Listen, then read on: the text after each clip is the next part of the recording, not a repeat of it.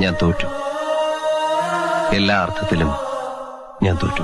ഇല്ലടോ, ഇതൊക്കെ ജീവിതത്തിലെ ചില പാഠങ്ങളാണെന്ന് കരുതിയാ മതി. അതിജീവിക്കണം. നമുക്ക് വീണ്ടും ഒന്നേന്ന് തുടങ്ങിയാലോ ഭായ്? ടൈമായി വെക്കടാ ഇതിന് നീ തന്നെ.